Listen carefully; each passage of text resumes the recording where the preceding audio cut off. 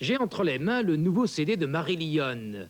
Ça me rassure un peu car on craignait le pire pour ce groupe dont le chanteur Fish, légendairement connu par sa voix, son charisme et puis son ancienne profession, bûcheron, et sa taille, 2 mètres de haut, dont l'ancien chanteur est parti. Oui, Fish a quitté le groupe pour tenter une carrière en solitaire. On avait peur pour Marillion, mais je vous l'ai dit, le groupe s'est reformé, il est actuellement en tournée et tout va bien pour lui. L'album s'appelle Season's End. Si vous le voulez tout de suite, je vais vous raconter la saga de Marillion.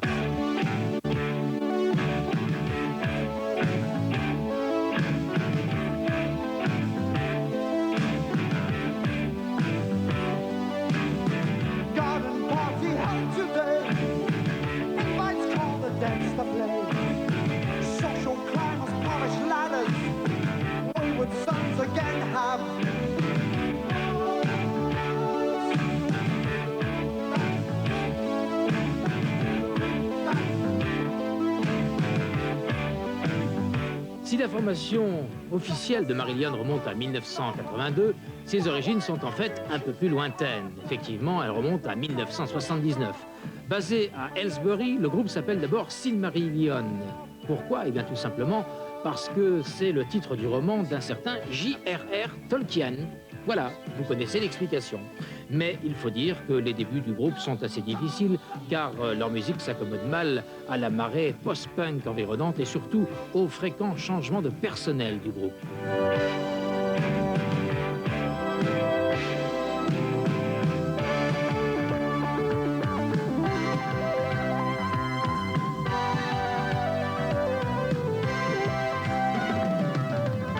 Silmarillion réussit à se stabiliser en 1982 et en profite pour raccourcir son nom, qui devient tout simplement Marillion.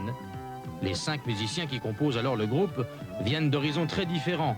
Le bassiste Pete Trewavaz et le batteur Mick Pointer sont tous deux originaires d'Aylesbury, lieu de naissance officielle de Marillion. Le clavier Mark Kelly est un Irlandais de Dublin. Le guitariste Steve Rothery vient du nord, du Yorkshire.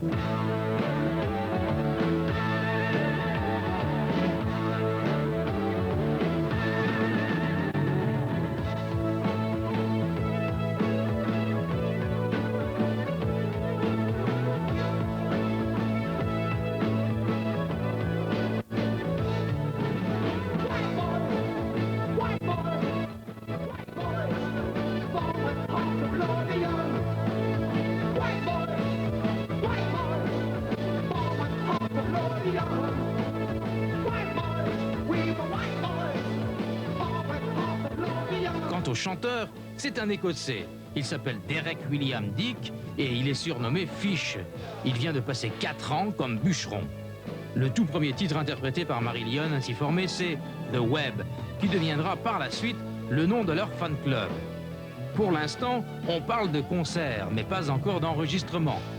Marillion est d'abord révélé au public par le show de Tommy Vance sur BBC Radio 1. C'est la radio qui leur permet de signer avec EMI et qui les entraîne dans une importante tournée qui se termine par une série de 12 concerts à guichet fermé au célèbre Marquee Club à Londres.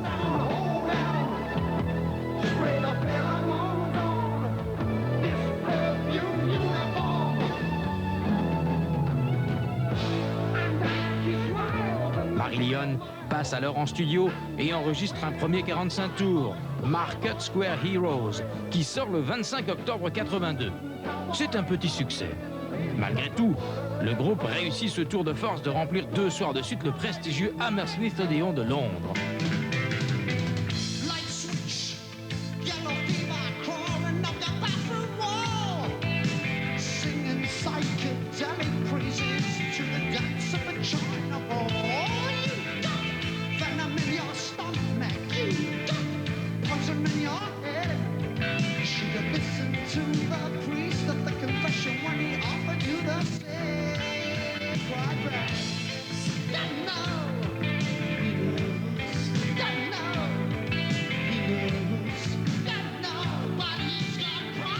Le premier album de Marillion, Script for a Jester's Tear, paraît le 14 mars 83 et grimpe jusqu'à la 7e place dans les charts. Deux titres qui sortent en 45 tours vont également figurer dans les hit parades. He Knows You Know, numéro 35, et surtout Garden Party, numéro 16. Influencés surtout par le folklore celtique, trait d'union entre le rêve et la réalité, leur musique apparaît comme un renouveau progressiste.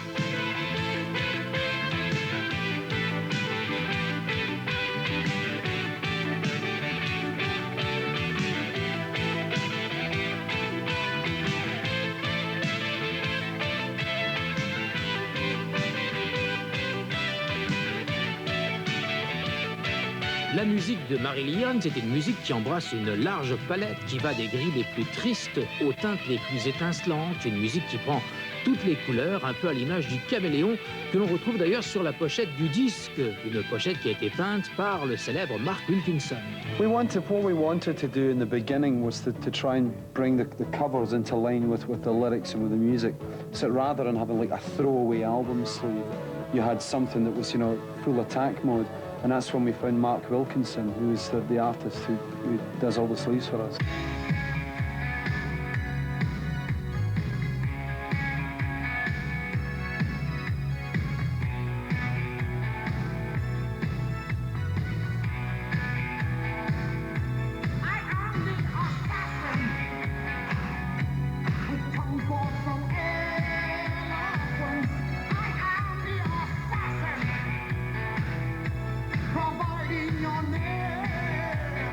Le succès du premier album de Marillion dérange. On reproche à Fish de chanter comme Peter Gabriel, on les accuse de plagier Genesis, ou par d'autres traits, le Yes de la première période. Genesis représente certes une influence indéniable dans leur musique, mais l'accusation ne tient pas. Leurs détracteurs oublient leur première galère et leur reprochent un succès qu'ils trouvent un peu trop rapide. On jalouse une certaine réussite qui s'appuie sur un large public et attire même les fans de hard rock.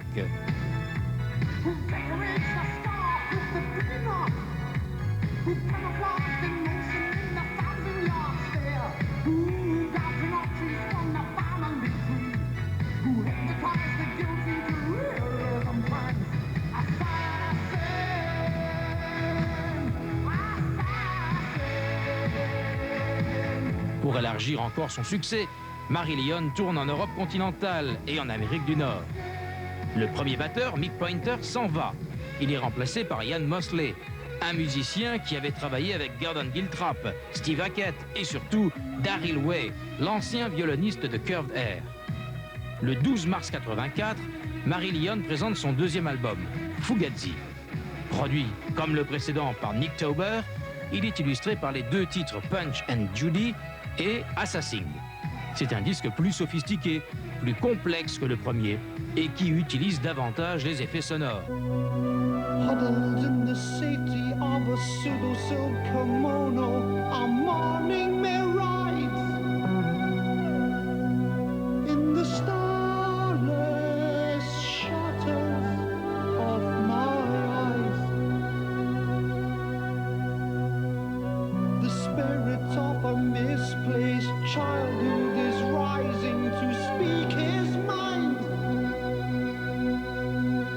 to this orphan of heartbreak, disillusioned and scarred, a refugee. Toujours en 1984, le 5 novembre, la sortie précipitée du mini-album public Reel to Reel n'est dictée que par la volonté de la maison de disques de court-circuiter les pirates qui commencent à faire leur apparition. Le piratage étant un signe révélateur de la popularité d'un groupe, Marillion n'échappe pas au phénomène. Élu meilleur groupe de l'année 84 par le magazine anglais Sounds, Marillion obtient des récompenses similaires un petit peu partout en Europe. De mars à mai 85, ils sont à Berlin pour enregistrer Misplaced Childhood sous la direction de Chris Kimsey. C'est un concept album ambitieux, une grande pièce de musique continue avec un vrai début et une vraie fin, selon les propres paroles de Fish. Do you remember chalk hearts melting on a playground wall? Do you remember dawn escapes from moon-washed college halls? Do you remember the cherry blossom in the market square? Do you remember I thought it was confetti in her hair? By the way, didn't I break your heart? Please excuse me, meant to break your heart. So sorry, I never meant to break your heart, but you broke mine. Katie, is it too late to say I'm sorry? And Katie, could we get it together again? Misplaced Childhood paraît le 17 juin 85. On y trouve le triptyque composé de Kaylee, Lavender et Heart of Lothian. Sur Kaylee, Fish laisse parler ses souvenirs d'enfance. Sur Lavender, Fish revendique le droit à un amour pur et innocent. Enfin, sur Heart of Lothian, Fish renoue avec ses racines écossaises. Lothian est la région où il est né, le 25 avril 58, à Dalkeith, près d'Édimbourg. Et l'emblème de cette région est un cœur. Le succès de ce troisième album est fabuleux. Les ventes sont énormes.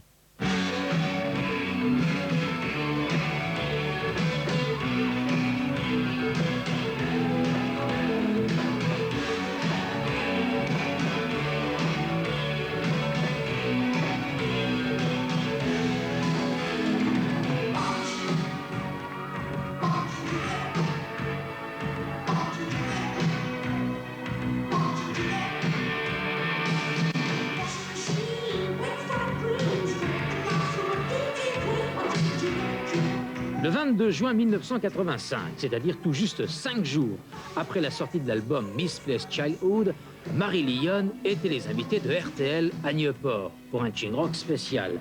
Et l'affiche était prestigieuse puisqu'à côté de Marillion, il y avait, écoutez bien, Reflex, China Crisis, Propaganda, Gary Moore et Phil Lynott, Little Bob Story, Dr. Feelgood, Matt Bianco et Barclay James Harvest.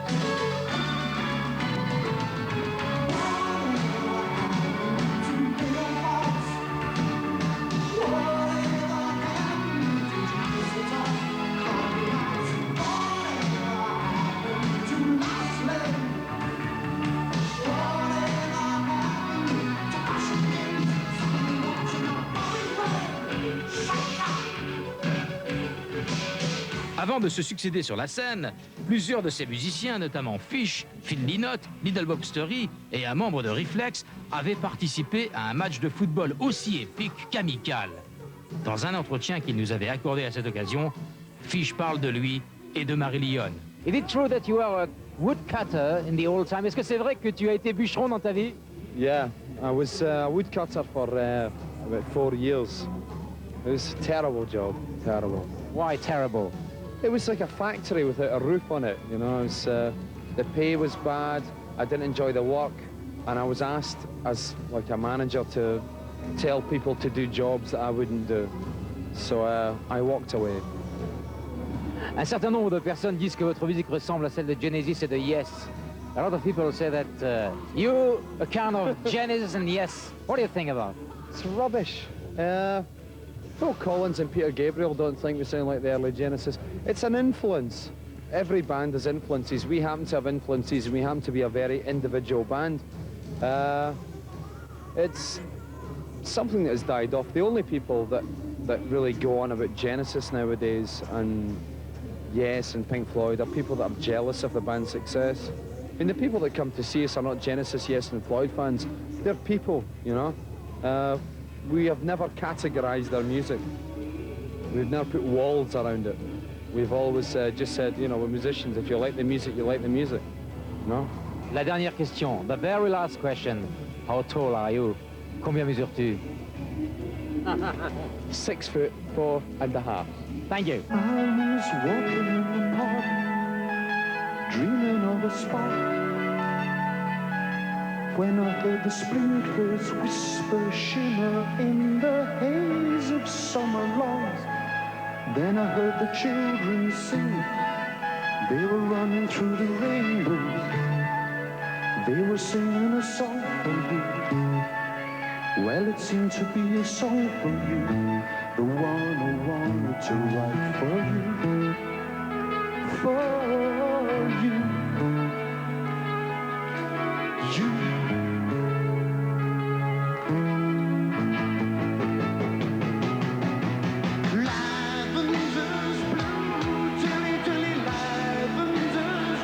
Le 27 février 86, Marillion retrouve les États-Unis pour une importante tournée.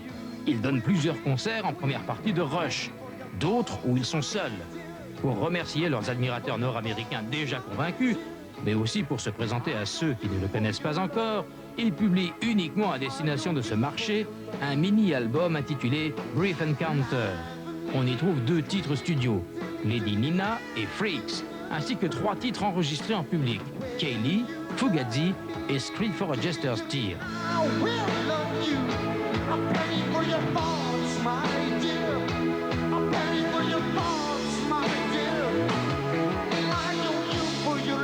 En août 86, Fish apparaît seul sur l'album Soundtracks de Tony Banks, le clavier de Genesis. On y trouve réunis des extraits de 2 bandes originales de films que Tony Banks a signés, Lorca and the Outlaws et Quicksilver. Fish a écrit les paroles de Shortcut to Somewhere et il chante ce titre qui est le thème principal de Quicksilver. Une fois bouclée la tournée mondiale qui accompagnait la sortie de l'album Misplaced Childhood, Marillion se remet au travail de composition et d'écriture et retrouve le chemin des studios.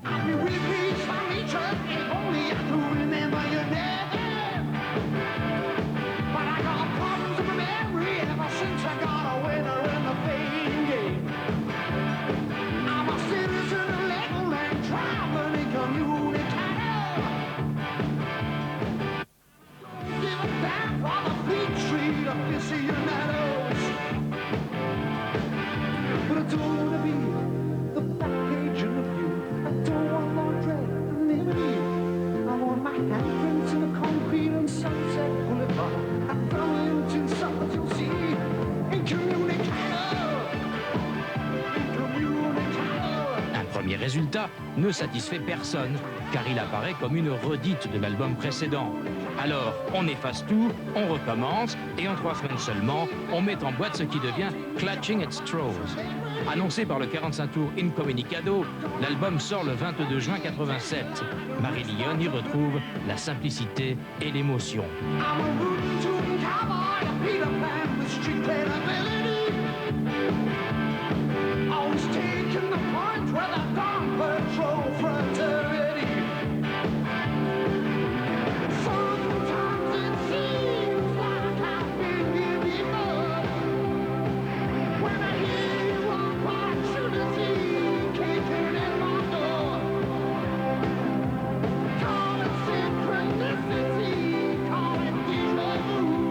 De tous les titres gravés sur disque par Marillion, un seul n'a jamais été joué en concert, Lady Nina, la face B du 45 tours Kaylee, parce qu'il comporte une drum machine qu'ils ne veulent pas utiliser sur scène.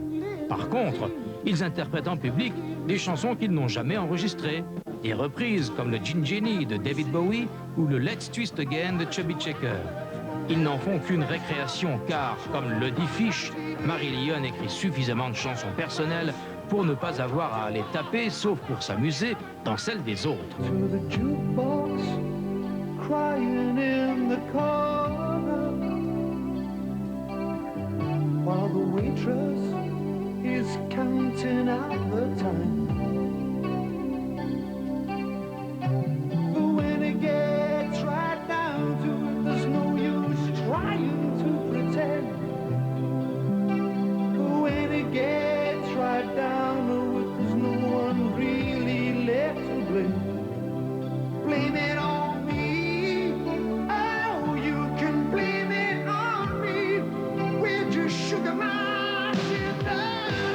Dans le clip vidéo de Sugar Mice, Fish joue le rôle d'un jeune marié. En août 87, il réendosse le même costume, mais cette fois-ci dans la réalité, pour épouser sa fiancée Tamara. Cela ne l'empêche pas de reprendre aussitôt la route, car, dit-il, Marillion est avant tout un groupe de scène, bien meilleur en live qu'en studio, parce que c'est dans le dialogue avec le public, et non avec lui-même, que ce groupe est le meilleur.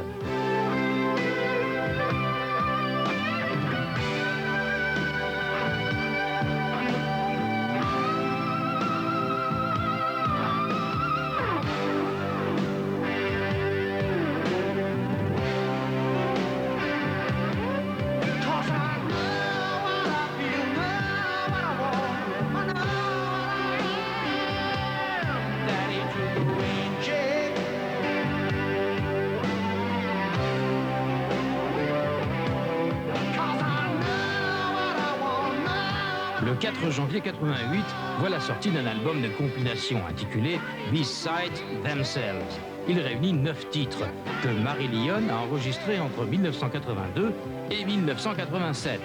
On y remarque notamment une reprise de leur premier 45 tours, Market Square Heroes, où la batterie était tenue par John Martyr, ainsi qu'un titre enregistré en public en décembre 83, Margaret. I saw teenage girls like gaudy moths, a classroom shabby butterflies, flood in the glow of stranded telephone boxes, planning wildly sweats from smeared tops and token proclamations, rolled from stolen lipsticks across the razored webs of glass, sharing cigarettes with experience, with a giggling jealous. En juin 88, les 5 musiciens de Marillion se retrouvent en Écosse pour préparer un nouvel album. Mais très vite, il apparaît clairement qu'un fossé s'est creusé entre Fish et le reste du groupe. Lui voudrait faire une musique différente et eux n'apprécient plus vraiment ses textes. La rupture est donc inévitable et Fish quitte officiellement le groupe en septembre. In a one-red circle, like a mother's kiss on your first broken heart. One-red circle, like a bullet hole in Central Park. One-red circle, and a love surrender to the one-red circle. Sucker.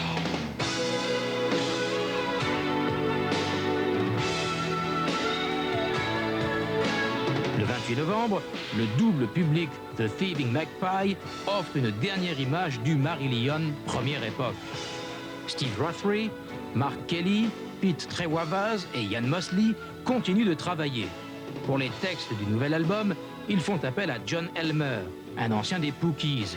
Mais ils n'ont toujours pas de chanteur. Côté musique, Marillion est resté le même. Seul le chanteur a changé. Et c'est cela maintenant qu'il faut accepter.